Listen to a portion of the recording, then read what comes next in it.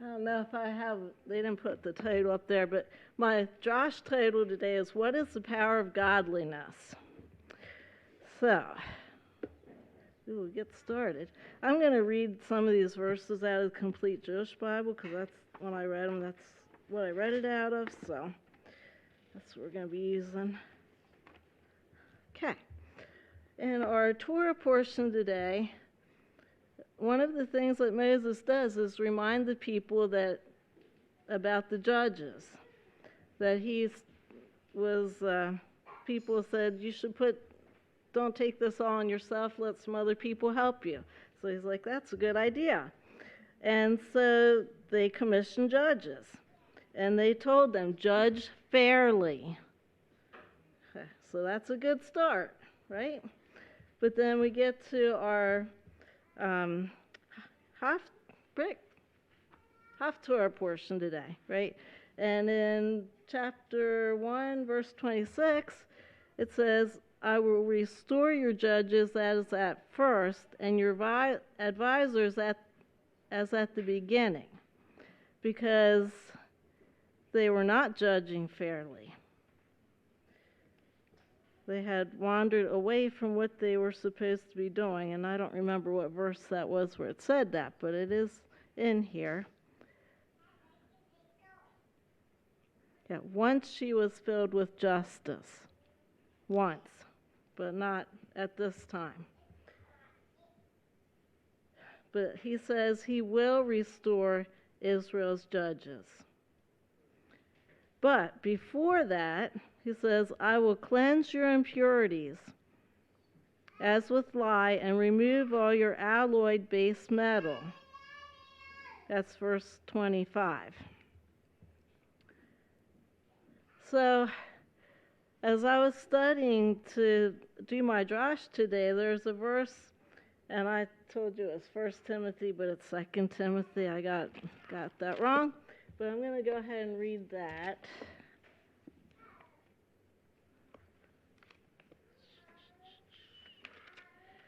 Okay, so in 2 Timothy 3:5, there's a verse that probably a lot of us are familiar with, but I'm going to go ahead and read it. It says, as they retain the outer form of religion but deny its power, stay away from these people. That's a pretty strong message, right? That these people you don't want to be around. So I'm going to read that verse in a couple other versions that I kind of like the way they were worded, and I think it helps to bring out the meaning also. So this is from the Amplified Bible.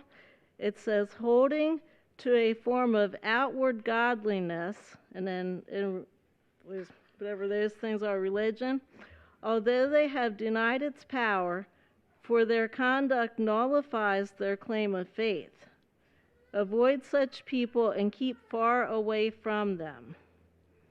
And then the New Living Translation, let me get that up here. It says, they will act religious, but they will reject the power that could make them godly. Stay away from people like that.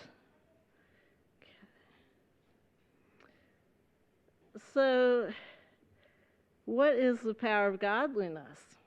Right? That's a good question because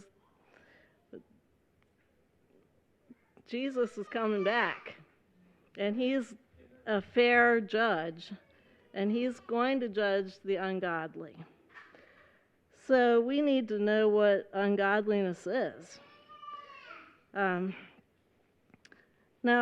I don't know what I was reading, because when I read what I thought was our Brit Kadashah portion for today, I read a verse that we didn't read today, so I'm going to find that here. It's apparently it's Matthew 24, verse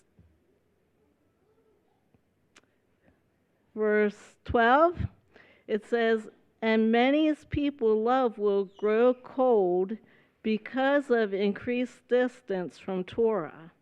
I'm pretty sure that wasn't in what we read today, but somehow I read that and thought that was part of our readings for today. But anyway, increased distance from Torah causes people's love to grow cold. So now I'm going to read the verses in 2 Timothy 3 before the verse I just read a minute ago. And this explains what that looks like. Okay. This is verse 2 through 4.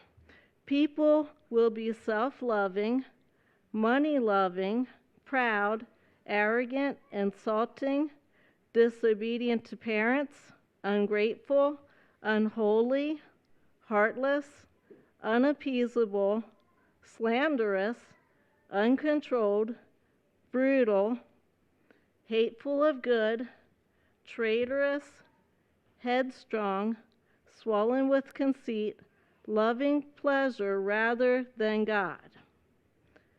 So I thought, okay, if that's what ungodliness looks like, then the opposite of that must be true. To be godly, you would have to do the opposite of that. So that would mean loving other people rather than being self-loving, being humble rather than proud, obeying your parents rather than being disobedient, loving God instead of loving pleasure.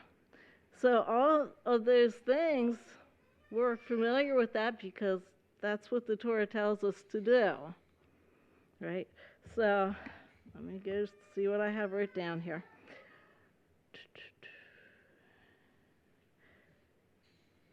So the conclusion I came to is that to